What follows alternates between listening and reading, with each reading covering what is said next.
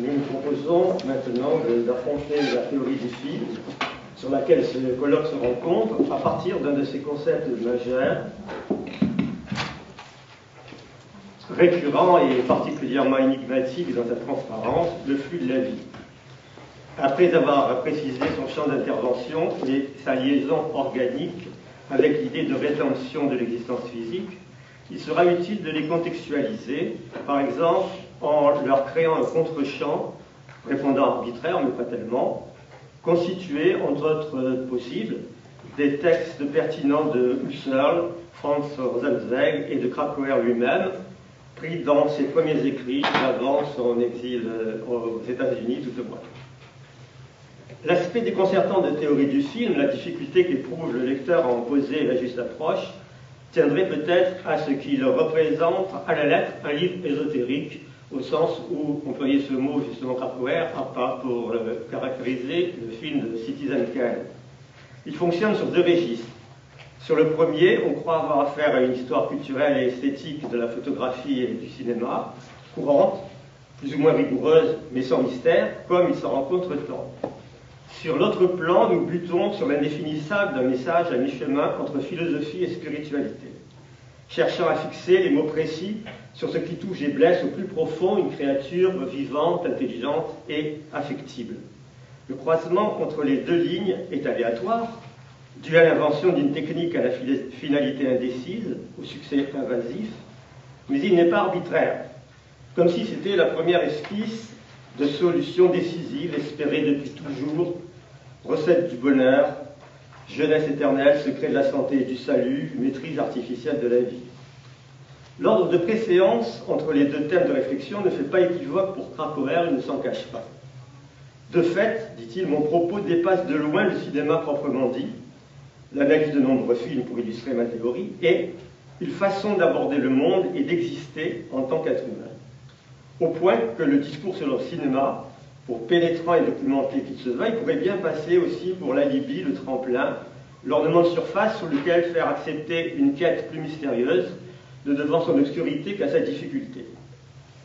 Citation, « Peut-être est-ce notre condition historique que de ne pouvoir saisir les insaisissables fondements de la vie qu'en assimilant ce qui paraît non fondamental. » Principe fondamental depuis toujours pour Krakauer, plus ou moins découvert au contact de la sociologie de Simmel, le cinéma en offre, pour ainsi dire, l'application sur lui-même, comme paradigme de la méthode, lui qui s'attache par vocation à la surface des choses, alors qu'il vise directement la vie intérieure, ou mieux, l'intérieur de la vie. Non qu'il s'agisse de recréer une hiérarchie entre surface et profondeur. La démarche caractéristique ici irait plutôt en sens inverse. La limite du dissible, donc le plus important à dire, des préoccupations les plus élevées, va trouver renfort dans cette perspective à se focaliser sur le plus superficiel du visible, le spectacle kaléidoscopique des apparences. Mais on ne s'y trompe pas, on ne confond pas les priorités. Pour forcer le trait, le film n'est qu'un prétexte, l'occasion heureuse pour s'attaquer à l'apparaître de l'apparence. Le focus sur lequel régler la mise au point dans cette recherche, sans se limiter à la spéculation. Autre concept ambigu, en l'occurrence, touchant à quelque chose du miroir, dans son étymologie, sur lequel Krakauer remet la main fortuitement par l'intermédiaire d'un fabuleux souvenir d'enfance, révélation d'une vocation et d'une mission. De là, dès son départ, la théorie du film s'annonce comme un texte à double entente, double lecture, double langage, dans le sens où Léo Strauss introduit la formule pour le philosophe. À ce titre, il comprend, dans la théorie du flux de la vie, une armature solide qui en fonde l'architecture, facilement dérobée à l'attention, perceptible au moins en 4 affleurements. L'établissement du médium et de son objet spécifique, les 2 allégations en propres termes du flux de la vie, au début puis à la fin de la théorie du film, séparées par une digression significative sur le spectateur, mettant à jour ce qu'on attendait du concept. Cette dispersion, comportant des redites apparentes, peu légitimes si on s'en tient à l'art de la composition, elle est au contraire essentielle si on sait y voir en contrepoint au ciné, basse continue, recentrant sur le propos fondamental et la réflexion de son hypothèse de travail. Nulle confusion en cela. D'emblée, les programmes sont mis en place avec une clarté pédagogique. La seule réalité, dit Krakauer, qui nous préoccupe ici, c'est la réalité matérielle du monde dans lequel nous vivons. Nous encadrons également les expressions de réalité physique, ou d'existence matérielle, ou de réel, ou plus vaguement de nature, Une autre expression qui pourrait convenir serait celle de caméra-réalité. Enfin, nous verrons dans le chapitre 4 que le terme de vie pourrait aussi convenir. La quatrième formulation, présentée comme allusive, sera de fait tenue pour la plus pertinente. Krakauer ne manque pas de noter sur ce point, lorsqu'il évoque les débuts du cinéma, les hésitations étymologiques pour en fixer la dénomination entre cinématographe et bioscope. Platon disait zoographe pour les actes de reproduction en général, et la peinture en particulier, définissant déjà la même problématique. Qu'y a-t-il à voir ou à écrire, l'un par l'autre, dont étrangement on ne puisse se passer? S'agit-il pour le cinéma, au plus exact, de voir ou d'enregistrer? Le mouvement ou la vie? L'usage a choisi de répondre l'inscription du mouvement, sans mesurer à quel point l'avenir du numérique allait le justifier au-delà du pensable. Mais il est manifeste que pour Krakauer, l'important est ailleurs. Ailleurs que voir, plus qu'enregistrer, autre chose qu'un mouvement. L'accès à une strate fondamentale du vécu, comme rappelait Olivier Lagarde il y a un instant, comme le disait déjà Krakauer dans les cahiers de Marseille dès 1940, embryon de la théorie du film, où l'on retrouve la strate fondamentale du vécu devenue strate au plus bas niveau. Sa révélation est davantage encore, car une révélation ne saurait s'en tenir à cela. L'expression très philosophique semble disparaître dans la version définitive et en revanche laisse place à une formule neuve, trop aisée et insondable, du flux de la vie. On devine que ce concept n'est pas sans racine ni prolongement. D'emblée, un bouger se produit qui rend flou le flux. Mais n'est-ce pas son essence, à l'inverse de l'image, qui le figeait? Comme Krakauer en prend exemple dans les fraises sauvages, le propre de la vie en ces épisodes est de ne comporter ni commencement ni fin. Le flot s'écoule plus avant, même si la mort n'est pas loin. La pensée occidentale est surplombée, à la différence d'autres, par le flux héraclitéen, contre lequel se dresse le bon sens pour sauvegarder un minimum de connaissances et de jouissances. Héraclite est loin de théorie du film. La difficulté est d'abord à propos de ce où opère le flux. Est-ce la réalité physique de référence, la suite des événements, l'enchaînement des images, l'expérience interne mentale, psychophysique, le faisceau d'électrons, voire l'âme, comme on le verra plus loin? Tour à tour, ces identifications sont avancées sans qu'on puisse s'y arrêter. Flux nomme justement le passage et le dédoublement de l'un à l'autre postulé entre chacune de ces stases. Vie, justement, qui englobe et syncrétise plus qu'elle ne synthétise ces différents avatars que le cinéma vient découvrir en masquant ses ressorts et ses transitions.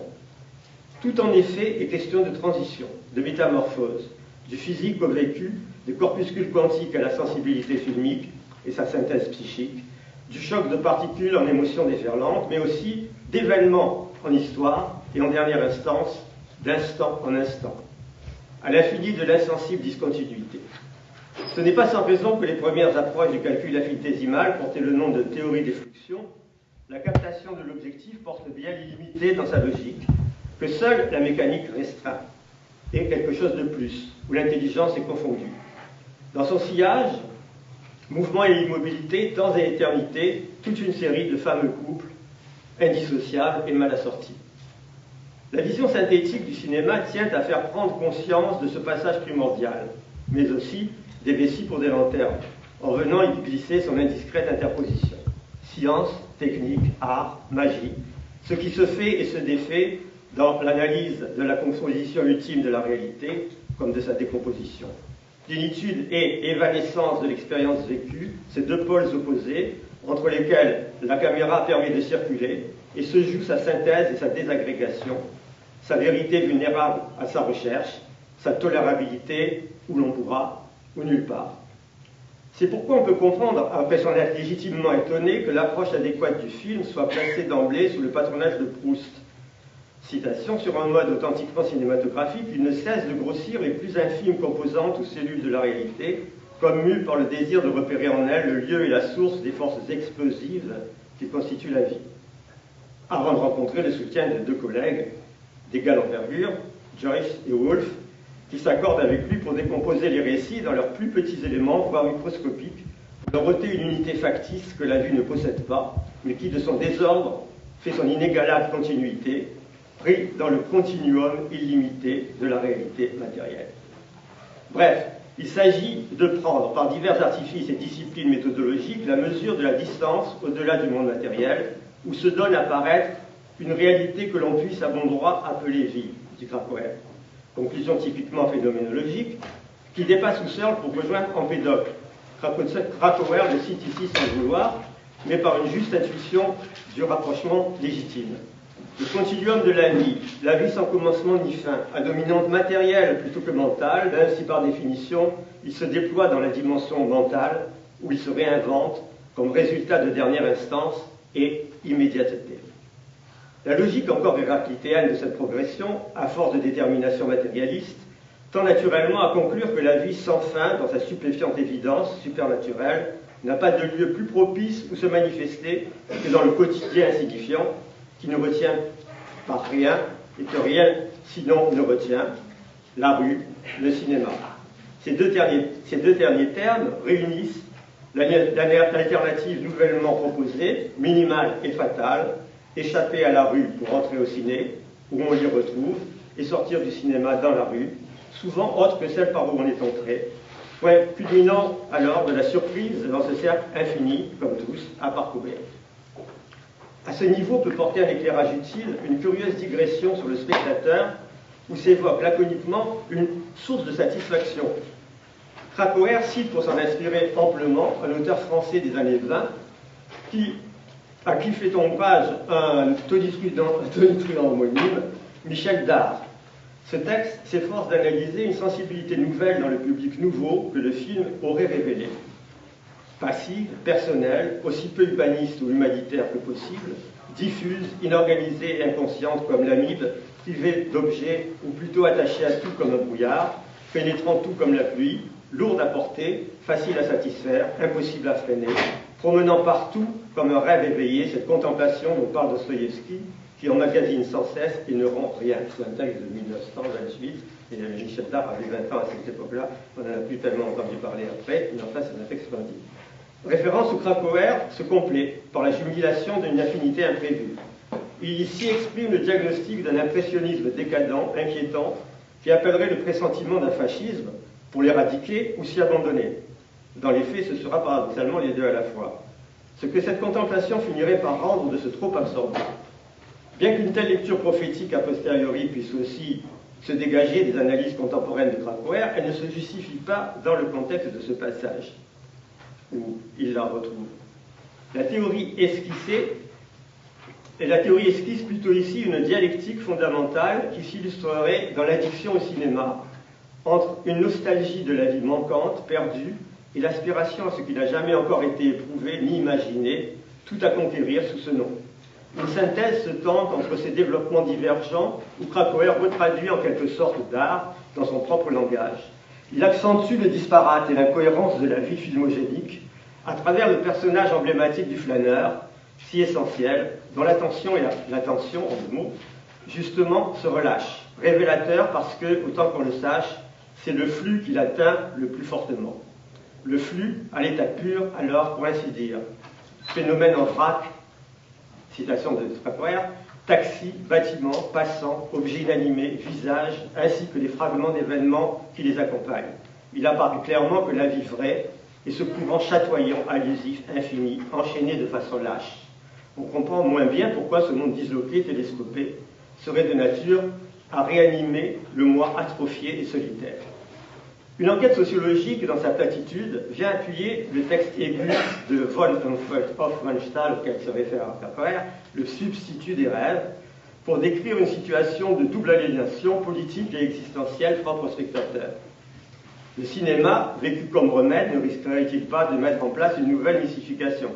Krakauer, à ce niveau, prétend éviter de conclure, mais il ressort que le film, ni narratif ni descriptif, touche par la production d'un flux d'impressions sensorielles diffus, aussi précieux que la vie, disent les questionnaires de l'enquête sociologique, dont la capacité à concurrencer la vie, impact plus que mimésis, tiendrait à son désordre même, surenchère de complexité supérieure à tout arrangement familier et rassurant.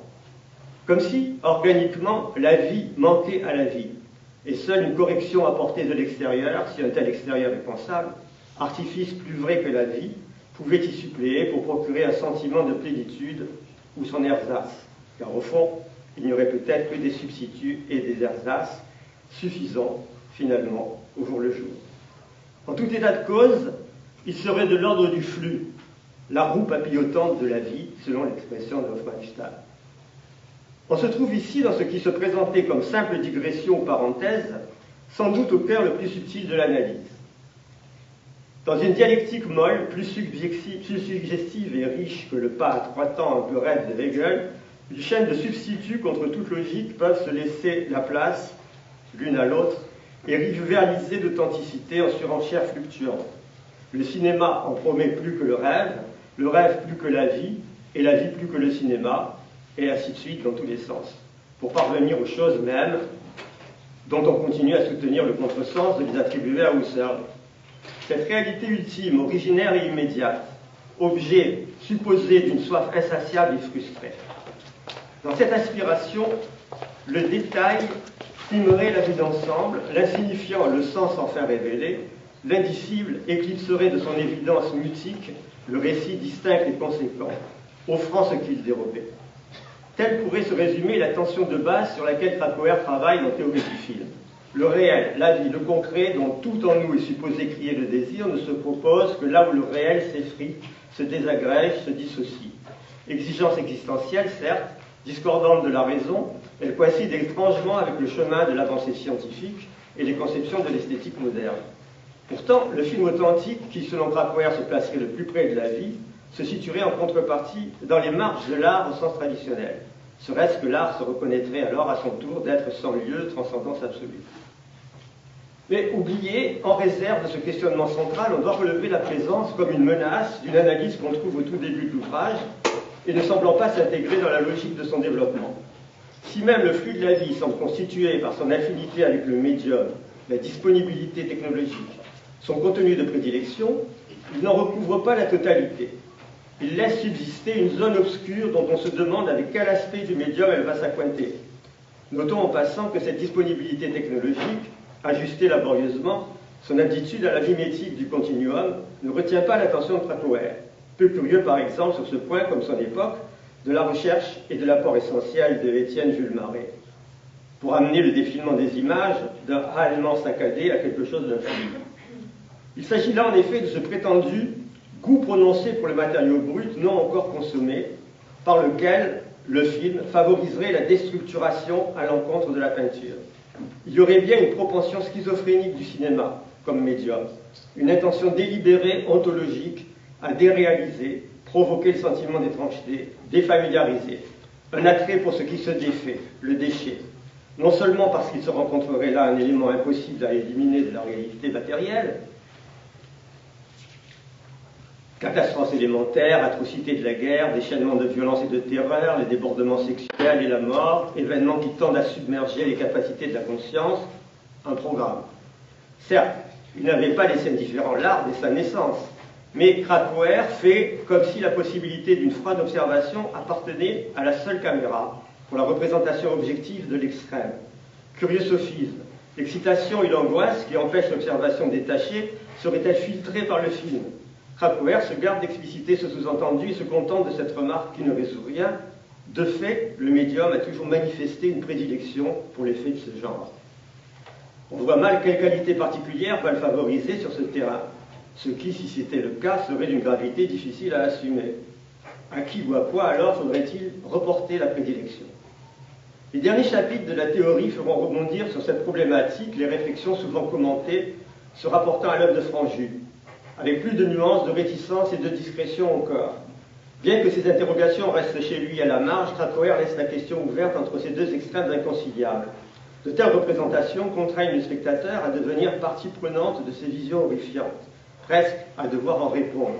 Et elle les lui impose en tant que réalité de la vie, telle que les enregistre l'imperturbable caméra, d'une pression quasi-scélérale, comme y insistera Pasolini avec une acuité inégalée.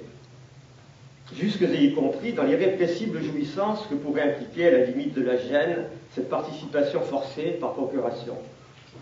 L'hypothèse est discrètement écartée puis réincluse plus loin, à propos de Franju. Le problème est proprement intraitable.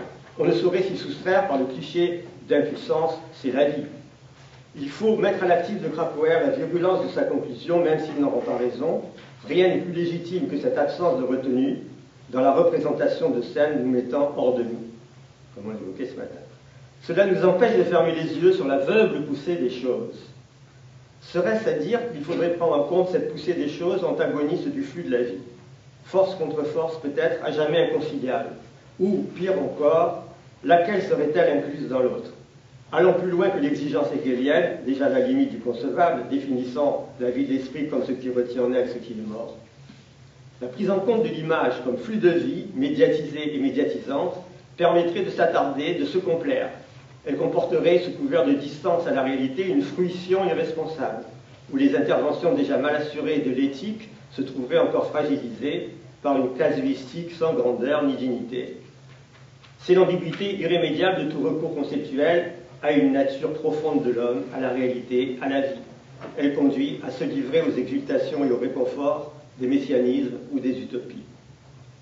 En quel sens le film saurait-il être pensé porteur de ces transitions, de ces mutations? Il est nécessaire ici, pour aborder cette étrangeté majeure, de revenir au passage qui l'expose le plus clairement. Le film rend visible, dit Krakauer, ce que nous n'avions pas vu et que peut-être nous ne pouvions pas voir. Avant qu'il ne soit là, il nous aide puissamment à découvrir le monde matériel en même temps que ses correspondances psychophysiques. Nous rédimons littéralement ce monde de sa condition dormante, de son état d'inexistence virtuelle, quand nous nous efforçons d'en faire l'expérience par le truchement de la caméra. Le cinéma peut se définir comme le médium le plus apte à promouvoir la rédemption de la réalité matérielle. Par ces images, il nous permet pour la première fois d'emporter avec nous les objets et les événements qui constituent le flux de la vie matérielle. Le lien essentiel entre flux et rédemption est manifeste ici hors de contestation. Dans une autre référence plus indirecte, donc plus probante, il se confirme à propos du personnage central des Fraises sauvages. L'attrait filmique de cette auto-analyse déchirante, dit Krakauer, est rédemptrice et d'autant plus puissant qu'elle semble naître du flux même de la vie.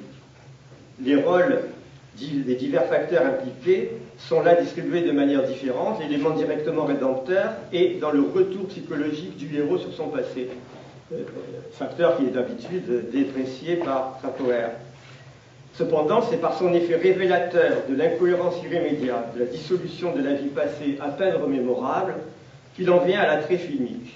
Et par là, seulement apparaît rédempteur, en un double sens cette fois, garder en soi, recueillir ce qui est sans lien, morcelé, inconciliable, mais non pas mort, au contraire, et plus traditionnellement constitué peu ou prou l'équivalent d'un salut pour une existence en perdition.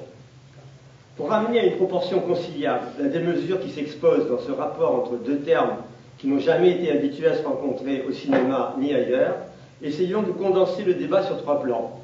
Au premier abord, et en tenant compte des polémiques survenues notamment avec Adorno au moment de la parution en traduction allemande de Théorie du film, faudrait-il rabattre l'excès visiblement recherché par Krakauer avec ce terme de rédemption?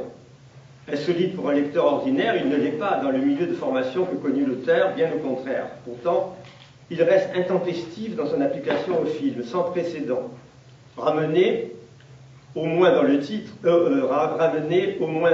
pour induire une interprétation faible qu'imposa, semble-t-il, Adorno, à la modestie de l'idée de sauvegarde. Et la sauvegarde, à ce moment-là, nous ramènerait à l'idée de pure et simple conservation de ce qui sinon serait voué à la perte, mais il est évident que Krakauer ne veut pas s'en tenir à cette interprétation vraiment superficielle, un lieu commun, et ni non plus à cet autre problème qui est philosophiquement mieux catalogué et qu'on voyait revenir à la surface au début du siècle, et connu dans l'histoire des sciences, c'est le problème de sauver les apparences, ou de sauvegarder les apparences, de sauvegarder les phénomènes, par leur réinsertion dans une interprétation mathématique qui leur donnerait un surcroît de lustre et de dignité. Krakauer ne paraît pas perdu de vue dans ses considérations, ni sa profession de foi citée plus haut, mais pas totalement cependant quant à l'essentiel. Manifestement, il cherche à dire davantage et autre chose.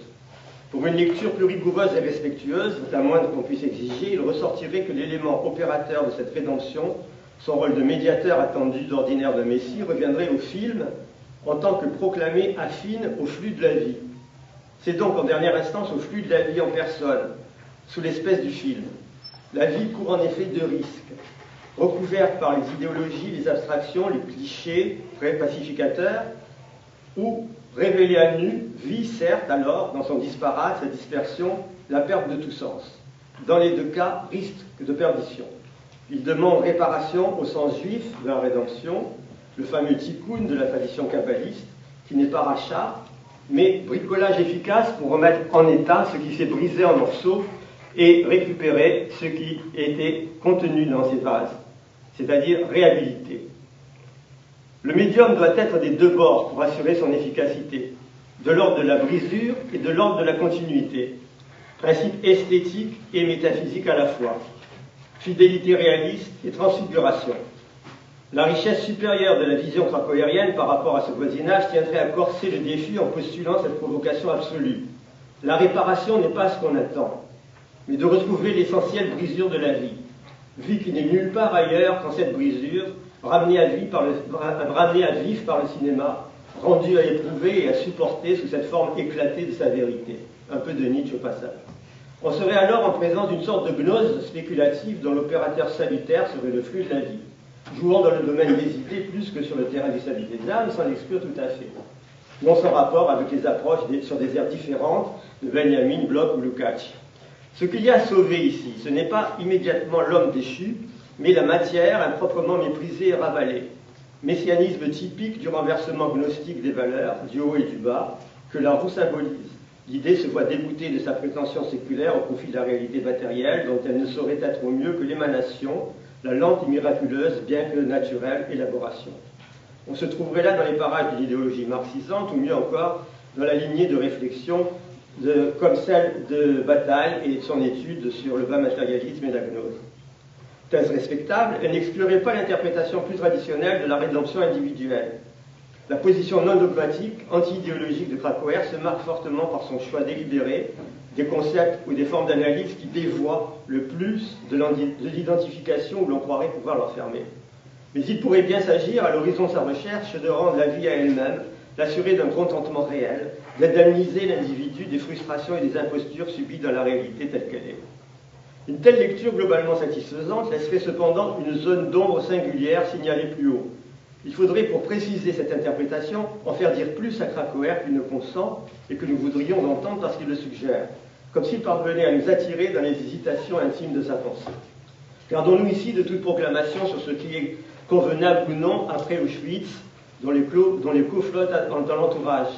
Après Auschwitz, c'est comme avant, on est toujours avant Auschwitz. Il resterait à poser à un niveau de décence convenable le redoutable problème de la rédemption par l'image. Décence ayant ici un double sens. Outre celui sans condition de la réserve souhaitable, l'exigence de ne pas se situer trop au-dessous de la violence du réel. Les deux positions paraissent également intenables. Quelques lignes trop discrètes pour attirer l'attention remettent en scène Franju, à quelques pages, une évocation attendue des filmages de camps et autres documents analogues avec un tout autre ton. Citation, « La terreur que ressent Franju devant l'abîme de la vie quotidienne, cette même angoisse que ressent un adolescent quand il se réveille la nuit et réalise soudain la présence de la mort, l'association du plaisir et du massacre. » Le cinéma dans son ensemble serait replacé brutalement par Krakauer dans la conséquence du problème traditionnellement posé à propos de la pornographie, à condition de prendre ce terme dans son acception non plus restreinte mais étymologique. Montrer ce sur quoi on n'a pas droit de regard, à la fois parce que ce n'est pas tolérable et que ce n'est pas tolérable, parce que c'est attirant et que c'est attirant. A-t-on affaire en ce point à une buté absolue, contradiction immuable ou au contraire y a-t-il place pour une transformation, une réhabilitation? Refuser de voir ce qu'on refuse de vivre, ou refuser de vivre ce qu'on n'accepte pas de voir, ou s'en remettre au flux de la vie, de distribuer à sa discrétion ce qui nous comble, nous déempare et nous dépossède. Nouvelle version du Notre Père en un de ses multiples états. L'échappatoire se fait dans une trouble postulation de l'équivalence entre vrai cinéma et vraie vie, à l'aune de leur flux commun homologue. Mais Krakauer, lui, nous incite à échapper à l'échappatoire en produisant, tel le précipitateur, une première ou dernière figure et fonction de la rédemption, l'impératif de sauvegarder l'horreur de l'invisibilité. Comme conclusion provisoire, il transparaîtrait de Krakauer que sa vision de la vie fut déterminante à l'égard de sa vision du cinéma et réciproquement, avec une primauté toutefois au premier mouvement de cet aller-retour. Telle quelle, cette mise en question, ou au moins en perspective du cinéma, pourrait se suffire sans afficher quelque appartenance à une école ou un courant marquant auquel elle serait redevable. Pourquoi alors être tenté de la rattacher à des sources, des pensées fortes surgies dans son environnement, évocation qu'elle suscite sans la demander expressément? C'est que pour recourir à des concepts familiers, à sa démarche même, on ne peut manquer d'être frappé par des correspondances de surface, des indices forts d'affinité, des flagrances d'attraction intrigantes. Pour deux d'entre elles au moins, qui se reconnaissent sur de tels critères, Husserl et Rosenzweig, cela n'implique pas une inspiration avérée en profondeur, ni revendiquée, mais une rencontre de pensée, une coïncidence de concepts, comme nous apprennent à les remarquer les tenants de la méthode warburgienne. Husserl s'impose en premier pour l'homonymie évidente qui le relie à Krakauer, touchant le thème essentiel qui nous retient ici, le flux de la vie.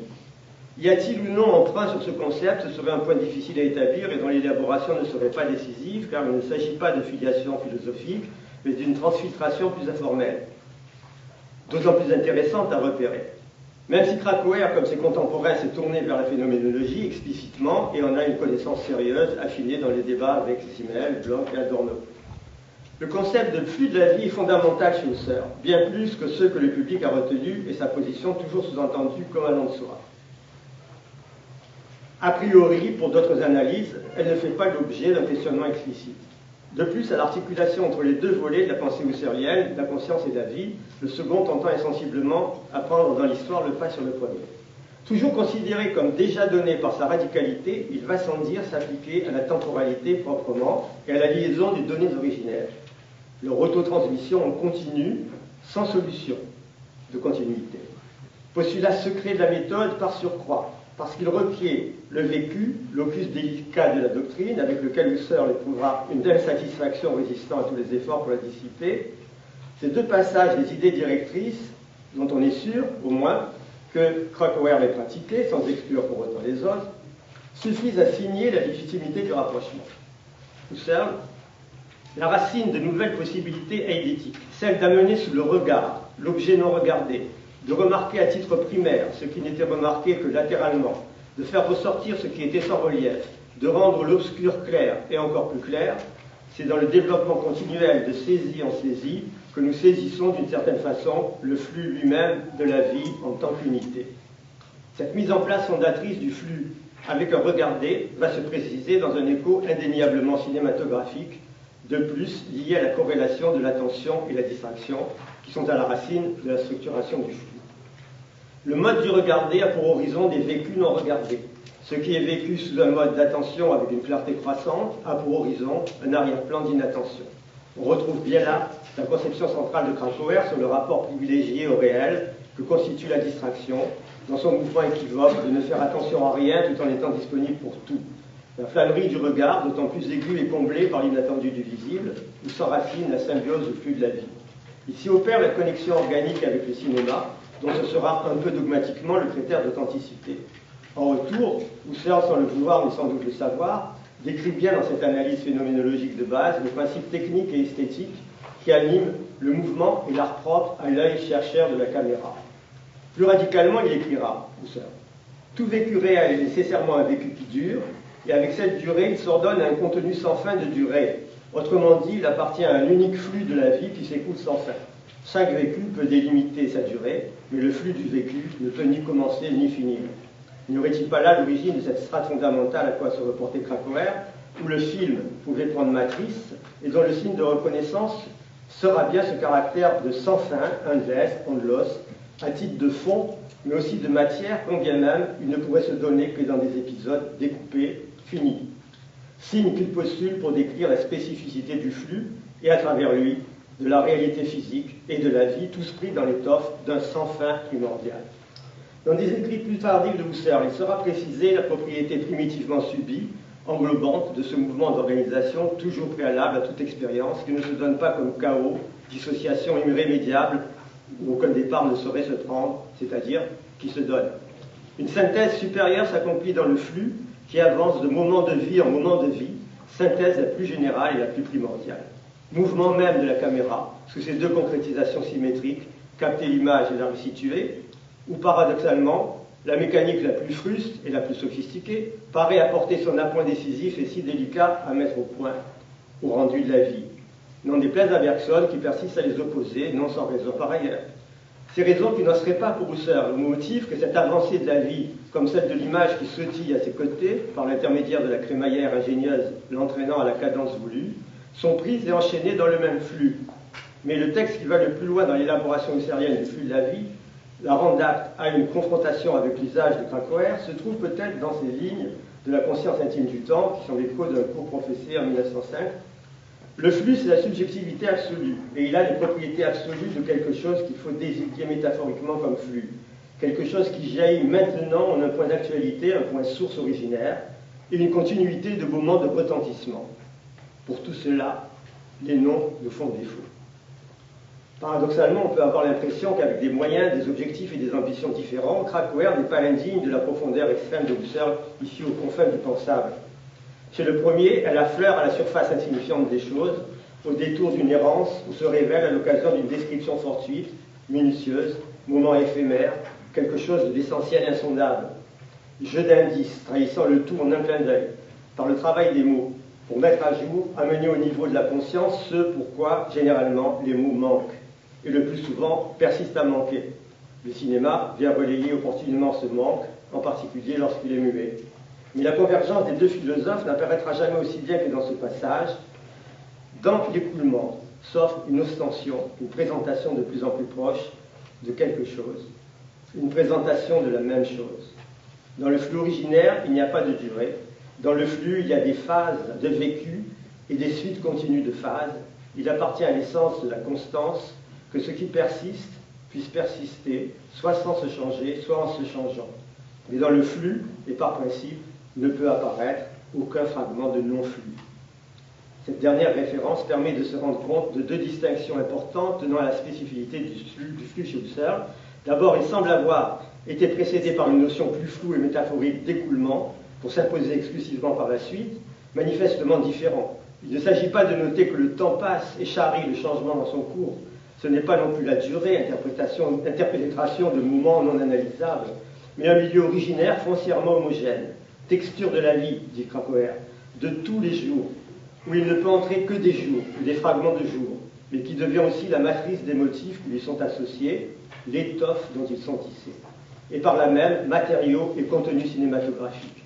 Parce que ça tourne, et qu'après avoir été recueilli en bobine, ça se déroule, pour s'inclure dans le fragment de flux où se tient nécessairement l'expérience analogique du spectateur, à la limite indifférente à ce qu'il est astreint à y voir défiler, de fait susceptible d'évaluation qualitative eu égard à sa fidélité à la matrice et à l'étoffe dont elle est faite.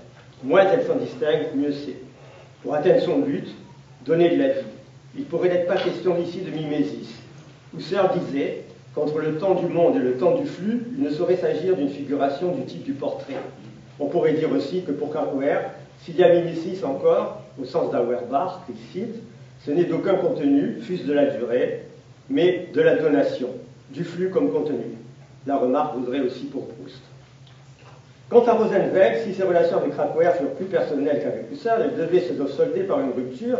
Le scepticisme érasmien de Krakauer l'empêchait de suivre jusqu'au bout l'exaltation de Rosenzweig, même si le mysticisme de ce dernier n'effaçait pas une démarche puissamment rationnelle. Et que de son côté, Siegfried ne se détachera jamais tout à fait d'une certaine imprégnation religieuse, fût-elle la plus singulièrement hérétique, d'une hétérodoxie absolue, au sens où on pourrait le dire aussi de ces os incroyants que furent Bloch, Kafka ou Benjamin, chacun dans son style particulier. De Rosenzweig, il émanera, outre le rayonnement d'une pensée exceptionnelle, ce curieux mélange d'un christiano-judaïsme sans précédent, teinté par la redécouverte de Kierkegaard, à laquelle il contribue à l'instar de Lukács, avant lui, à qui on ne pense pas dans cette médiation. Mais une comparaison plus étrange s'impose, plus formelle.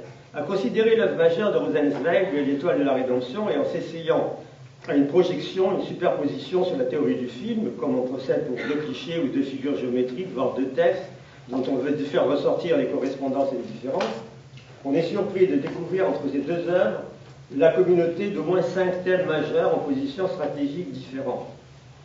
Comme le travail ultime comme si le travail ultime de Krakauer se situait en dialogue secret sur un tout autre terrain avec la violente profession de foi de son aîné, plus âgé seulement de 2 ans.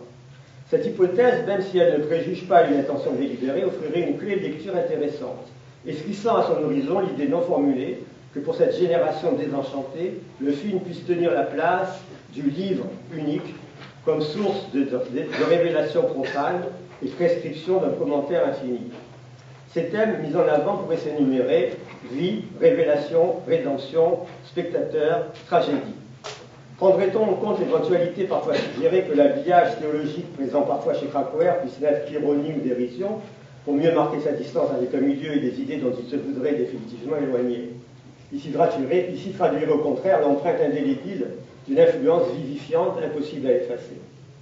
Il resterait donc à s'étonner de voir par exemple Krakauer intitulé Révélation, des chapitres consacrés à la démesure, la folie, l'invisible, ce qui submerge la conscience, présentés comme le plus propre de ce qui se dévoile sur l'écran. On serait renvoyé sur ce chemin à une transcendance obscure, théologie négative, gnose pour laquelle un intérêt érudit renaît à l'époque, voire attraction du démoniaque. Pourquoi ramener la fonction de révélation associée au cinéma à son seul aspect sombre? Le recours au mythe du bouclier de Persée reprendra ce thème avec une large audience. Alors que sera largement développé aussi le pouvoir de la caméra sur la mise à jour de la réalité matérielle dans ce cas-là de plus nu. En tout cas, bien que la pellicule photographique soit dès son origine vouée au révélateur, à l'intervention toujours mystérieuse dans son style, cette accentuation sur le côté funeste et redoutable de ce qui est appelé à la révélation est pour le moins ambiguë. En sens inverse, on ne se retiendra pas d'être surpris à la lecture des paragraphes que Rosenzweig consacre à la rédemption comme catégorie esthétique. Il y voit une sorte de passage à plusieurs niveaux symétriques, à celui par lequel l'Éternel prenait en charge et ramenait à lui le quotidien voué à l'effritement. Ainsi se trouvent réunis par un jeu de pont les éléments du tout qui s'étaient éparpillés dans l'obscurité de quelque chose pour les amener à l'unique jour universel du Seigneur. Mais comment les éléments pourraient-ils en venir à entrer dans le fleuve? Pouvons-nous leur amener le fleuve du dehors? Jamais de la vie. C'est dans les éléments eux-mêmes que le lit du mouvement qui s'écoule doit prendre sa source, et exclusivement dans les éléments.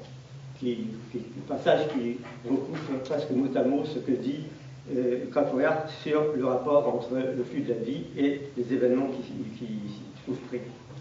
Sans doute Krakauer prend-il soin d'écarter de l'art les œuvres cinématographiques, le critère du bon ou du mauvais, ne passant pas pour le film par sa réussite esthétique, mais par l'union quasi-religieuse de la forme et du matériau, le flux de la vie, destiné à être l'étoffe dont il est tissé.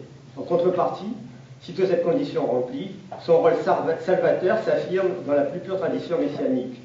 Rendre à la matière sa valeur primitive d'avant sa déchéance, transfigurer la réalité, voire l'horreur, en beauté peut-être, comme le voulait la tragédie classique.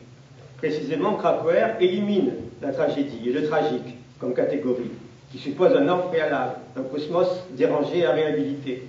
Le tragique fait perdre au cinéma sa capacité de dévoilement en maquillant le réel.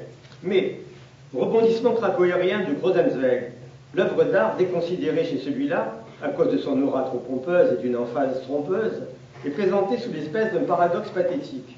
Sa vie, de l'œuvre d'art, incroyablement intense, est étrangère à la vie commune, comme abandonnée et coupée de tout dans son unicité.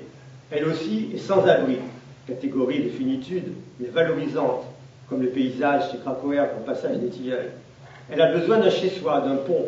C'est le spectateur seul, le public, qui pourra le fournir, en qui viennent se confondre l'humanité vide de l'auteur et l'étrangeté substantielle et pleine d'âme de l'œuvre. Au lieu que le spectateur, sans abri et sans vie, vienne trouver l'un et l'autre à la faveur d'un abandon voisin du rêve, dans l'obscurité où s'animent les images sans art et leur flux, la rédemption ne s'assure que dans des conditions de modestie et de pauvreté. Cette conception de la vie, enfin, va réunir Rosenzweig et Krakauer dans ces termes où le premier exprime la profusion du phénomène qui s'était mise à pétiller dans le cosmos, la richesse ineffable de l'individualité. Voilà ce qui dans la vie prend durée, figure, solidité. De la profusion constamment retrouvée et d'elle seule, naît la vitalité qui possède une paisible durée, qui transmet sa figure du passé au présent. C'est uniquement le cosmos plastique, dans sa plasticité toute bariolée, qui peut s'inverser pour devenir le royaume. La divergence décisive entre eux réside peut-être en ce que Krakauer n'ait jamais fait place pour l'ouverture au prochain, l'homme solitaire dans sa vision du monde et voué à le rester, dans les salles obscures comme dans les foules des villes, irrémédiablement homme de la masse, comme disait Ernst Stoller. Alors qu'on pouvait croire lire chez Husserl le sous-texte précis sur lequel se construisait le concept cinéphilique de flux de la vie, avec Rosenfeld semble s'engager un dialogue clandestin, paradoxal, comportant des échanges surprenants de positions entre les interlocuteurs, comme s'il s'y manifestait un malin désir de contradiction sur fond de catégories partagées. On pourrait se trouver en terrain plus sûr à confronter la pensée de Krakauer avec elle-même, à travers le temps, d'autant plus qu'il ne s'y traduit pas de coupures dramatiques entre jeunesse et maturité. Au contraire, l'élaboration de longue haleine de théorie du film semble recouvrir une exceptionnelle continuité pour l'essentiel d'un projet amorcé dans les critiques cinématographiques de la Frankfurter Zeitung, prolongé dans les fréquentations de la période parisienne, puis les salles marseillaises assidûment fréquentées, pour venir à achèvement dans la quasi-sérénité de l'équilibre new-yorkais. En quelque sorte, il s'agira de réappliquer sur elle-même l'œuvre de Krakauer à travers ses méandres sans fin. Un intérêt constant pour le cinéma s'y manifeste parmi une multiplicité d'autres. Une attention toujours disponible pour tout ce qui ne la retient pas dans la roue papillotante de la vie. La description hallucinatoire du monde du calicot, auquel il était fait allusion tout à l'heure, met en mire le cinéma à partir de ses accessoires, ses décors, ses déchets, ses retombées, qui sont à ce moment son vrai matériau d'illusion plutôt que la réalité physique, dont ils ne sont pas dépourvus. Véritable bric-à-brac, comme le nomme Hofmannsthal. La nature, dans sa réalité vivante, y est mise au rencard. Le monde n'est pas laissé dans cet état de morcellement. On le réintègre dans le monde. Les choses détachées de leur contexte y sont réintroduites. De ces tombeaux qui ne sont pas à prendre au sérieux, elles s'éveillent à la vie. La vie est fondée sur le mode pointilliste. C'est une poussière de prise de vue qui demeure sans lien entre elles. Leur succession ne s'aligne pas sur celle de l'événement représenté. Il revient au réalisateur la tâche difficile de façonner le matériel d'image, répandu en un aussi joli désordre. Le noyau de la pensée de Krakauer sur le cinéma est esquissé dans ce texte fondamental de 1926. Et plus étrangement encore, une notation d'allure toute subsidiaire, réunie d'un trait dans une observation fortuite à la cantine, ses principaux thèmes d'intérêt comme un point de ralliement. Définition de la cantine. Parmi les employés, les ouvriers, les chauffeurs, on y trouve des messieurs costumés qui ressemblent à des reliquats d'une fête de carnaval. Ils attendent. Plus que nulle part ailleurs se manifeste là sa dialectique sans progrès. Dans une mascarade ontologique à la hauteur du décor qui lui sert de prétexte, mirage et minage de la réalité et de la vie survenus à l'intérieur d'elle-même, Krakauer aura soin d'oublier plus tard, dans son idéalisation de la réalité physique, cette révélation irréversible où réalité et vie, emprisées, se laissent surprendre dans leur statut de fatras, peu fiable. L'envers du décor surpris, il déclenche le désenchantement du dernier recours contre le désenchantement. Dans une telle humeur, on peut se laisser aller à cette conclusion désabusée, retour salutaire à une vision marxisante particulièrement aiguë, qui entraîne dans sa chute le marxisme et bien d'autres choses. La vie est une invention de ceux qui ont des moyens, que ceux qui n'en ont pas tentent d'imiter de toute leur puissance. Au sens strict, s'énonce un principe qui trouvera son application dans des critiques de certains films mystificateurs au sens politique et social, élargi, il ôte même à la vie son pouvoir de faire flux. Ce n'est plus seulement le cinéma, mais la société bourgeoise capitaliste et la vie tout entière qui se trouve jaugée là, à l'aune des petites vendeuses et de leur regard dissolvant sur le monde. Roue infernale et pascalienne, reliant la vie absente, l'ennui et le besoin de distraction qu'il engendre. À ce stade, le cinéma va se trouver revêtu d'un pouvoir et d'une vocation neuve, promu au rôle de purificateur des souillures du monde, mission au sens propre apocalyptique. Citation, ce qui importe, c'est le rattachement du contenu dans le médium optique, non la relation purement formelle des parties du thème qui ne sont pas rattachées entre elles. Ces formules plutôt obscures, pour qui n'a pas encore lu la suite 32 ans plus tard, mettent cependant en place l'idée centrale de la primauté des exigences du médium sur le contenu, autonomie du film, qui ne peut tirer ses restrictions de rien qui soit étranger à sa forme même. Ce principe, s'il n'est pas respecté, dévoie toute ambition artistique, d'ailleurs superflue. La seule qualité attendue du film est d'être cinématographique. Loin de signifier une tautologie, elle ne va pas de soi. Difficulté extrême au contraire. En 1928, cette exigence en recroise une autre qui s'estompera par la suite. Les salles de cinéma rempliront leur vocation, esthétique pour autant qu'elle est sociale, quand elles viseront un type de distraction qui mette à nu le déclin au lieu de le dissimuler. Là encore, le point de vue ne sera pas repris, sauf allusivement dans la théorie du film, mais en sens contraire, indissociable, la rédemption qui rend justice à qui le mérite. Dans cet excès étonnant, le film est promu une exigence de pureté vengeresse, architecte radical de la vérité ascétique, qui se doit de ne venir à la suite d'aucun autre, se tirant de son seul fond. Il est en quête de la révélation qui carbonise l'errance et la futilité du monde par le fait de lui en renvoyer l'image. Condamnation par l'image, tel le miroir de Dorian Gray. Il bannit toute esthétique pour retrouver un pur constructivisme à base de matériaux optiques, but et source du salut. Un regard aiguisé et nettoyé, rendu sensible au flux, saura-t-on plus tard. On pourrait pressentir ici quelques revendications godardiennes. À l'horizon de telles affirmations, le cinéma se profile dans le rôle d'un véritable ange exterminateur, en un premier temps au moins. Dans les rues de Berlin, il n'est pas rare que l'on soit assailli quelques instants par la pensée qu'un jour, sans crier gare, tout va éclater. C'est la tonalité de ces instants qu'il reviendrait au cinéma de recueillir et de représenter pour hâter peut-être son accomplissement prophétisé. Le public de Berlin agit conformément à la vérité quand il donne la préférence à l'éclat superficiel des films, qu'elle se manifeste dans le divertissement, à une signification morale. Les spectacles de cinéma voudraient forcer la série variée des apparences à former un tout structuré. La distraction n'a de sens que dans l'improvisation, comme reflet du désordre non maîtrisé de notre monde.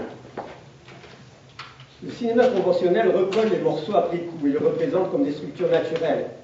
À Berlin, les foules ne se laissent si facilement éblouir que parce qu'elles ne sont pas loin de la vérité. Le spectacle des foules dans les rues de Berlin, par une étrange affinité, met en résonance leur statut métaphysique et leur conscience de classe, avec le dévoilement de la réalité et la technique providentielle qui s'offre à en réveiller la trace. Le cinéma, bien compris, ce n'est pas acquis, propose la pointe d'un instrument politique à la bonne compréhension instinctive et trop implicite des masses informelles les plus authentiques. Serait-ce pour induire un changement salutaire? Il n'est rien suggéré de tel, les masses se méfient du cinéma d'imposture qu'on leur impose, et intuitivement répudient les fausses valeurs de l'art bourgeois pour pressentir, dans leur goût prétendu superficiel de la distraction, celle du cinéma authentique, que Krakower n'a pas encore clairement explicité. Il est en affinité avec un désordre, ce cinéma, un émiettement du vécu intrinsèque, et non pas lié au désordre de la société capitaliste. À cet horizon se profile encore Godard, après et avant d'autres. La synthèse, ou plutôt le panoramique syncrétique entre ces divers compromis, se complétera lorsqu'il s'adressera à la description microsociale, à la manière de Simmel, ou peut-être à la pure littérature, pour servir de ressort à une approche plus technique de la fonction dévolue à la caméra. Comme par exemple, les éléments de la langue commune sont assemblés en des compositions dont on ne peut plus déchiffrer le sens. L'inconstance est leur caractéristique essentielle. Elles tressautent dans la hâte et s'interrompent. Ici, on peut flâner, car à tout instant, ces figures s'en vont en poussière et dans leur jeu de trompe-l'œil, personne ne se retrouve. Traversée de rayons, la masse humaine s'avance, toujours nouvelle, dans la zone ardente. Mais elle n'est pas détournée par ses ornements, elle ne s'attarde pas non plus dans la splendide absurdité des feux d'artifice captifs. Sans se troubler, elle continue son chemin, tandis qu'elle se glisse en avant, son bien se dissipe au-dessus d'elle, en une bruine de mots et de signes qui surgissent devant un ciel étranger pour disparaître à la fin. Il s'agit, on ne l'aura pas forcément compris, des publicités lumineuses, et la foule n'est plus celle de Berlin, mais à Pigalle. L'éclatement que l'on sent menacé n'est plus d'ordre social, mais la ruine du sens aspiré dans un ciel devenu étranger comme un abîme.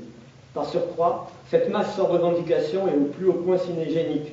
Son mouvement est un flux par excellence. L'image du flux, il appelle le flux d'image. En outre, il ne faut pas trop faire violence à l'association pour retrouver le lien de ces publicités lumineuses avec un cinéma primaire d'extrême avant-garde, à l'état brut, dont on nous dit souvent qu'il est lumière, faisceau de lumière, et non pas seulement mouvement de vie. Fresques optiques, amorce d'un op art, assemblage de lumière atomisée, tel semble le dernier mot, la prescription esthétique et éthique proposée pour et par le nouveau médium à l'homme nouveau, homme de la dissolution, de la flânerie visuelle, jouissance pure et utile usage promis à la vie instinctive.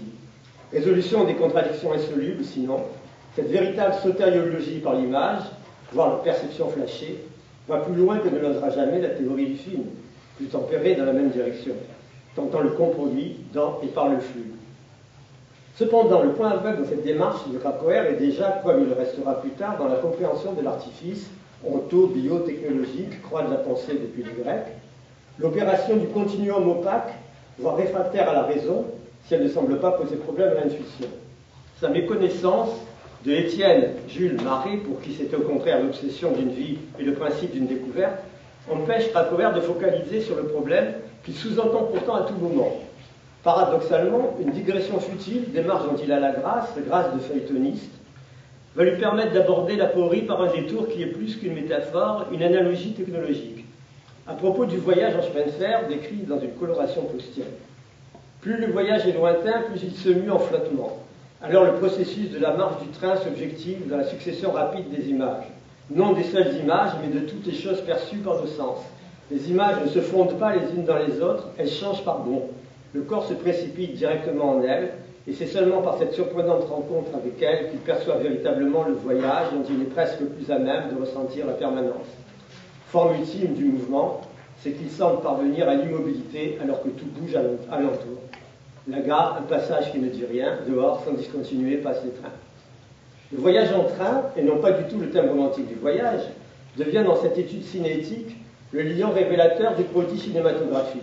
La très matérielle intervention des rails et des roues fait très matériellement le joint avec les solutions concrètes affinées à coups d'inventions tâtonnantes, par où l'appareil de prise de vue et symétriquement de projection, par ses chemins de fer, discipline et canalise le train-train du film au tempo désiré. Rien d'autre ne bougeant plus nulle part dans la salle. À ce seul prix technique cesse d'être surnaturel la résurrection de la mortifère photographie, à condition d'être intercalée entre ses semblables ou presque, vouée à des séries infinies ou à les approcher. La mise en branle visuelle du train d'images, rattachée on ne sait comment à la vie. Une de 5 ou 6 choses pour lesquelles les moments, disait Husserl, le mot et peut-être même le sens. À notre surprise, le point d'entrée dans cette odyssée intellectuelle, dont il constituerait l'Iliade, le mur de Troie, pourrait bien être livré par le roman policier dont le cinéma va épouser la cause autant que pour le flux de la vie. Déjà, Krakauer aimait prendre à contre-pied le lecteur conformiste aussi bien que cultivé. En 1925, le roman policier, étude de genre littéraire, est sous-titré sans embâche, traité philosophique, pour ne pas dire théologique, comme il est précisé dans le texte. Le roman policier étant le langage théologique moderne, comme il va de soi. Il y est question, pour n'étonner personne, de Kierkegaard, en provenance de Lukács et de Rosenzweig, avant de parvenir à Adorno. Comme exemple de passage, Krakauer dédiera son roman policier à Adorno, lequel, en contredon, il dédie son Kierkegaard en 1932. Le ton de l'ouvrage et sa visée sont clairs dans ses lignes. La réalité n'est pas un état, elle est un processus. Elle écoute et répond. Un processus du salut, pour parler en termes théologiques. L'homme orienté entre dans ce processus, lui qui ne fait pas abstraction de lui-même en pensant aux fins dernières, et qui s'engage ou qui s'est engagé dans la recherche de ces fins dernières. Processus est d'ailleurs le titre du dernier chapitre du roman policier. Mais la liaison indicielle entre religion et cinéma va s'y trouver pointée dans un instrument bien nommé, aux accents kitsch et angéliques, l'harmonium, qui résonne au cinéma dans les occasions solennelles. Sentimentalité, représentation du surréel dans le sous-réel, sentiment qui vise la rédemption, mais la manque, flux de l'âme, qui commence à se mouvoir au reflet de l'événement trop puissant. Le kitsch trahit la pensée déréalisée qui revêt l'apparence de la sphère la plus haute. L'harmonium, symbole ici du cinéma, est à l'harmonie, ce que lui-même est à l'ordre des temples, parodie, ornemental accessoire, vide. Certes, tout est dévoyé, on est dans l'ersatz, le faux semblant est satisfaisant.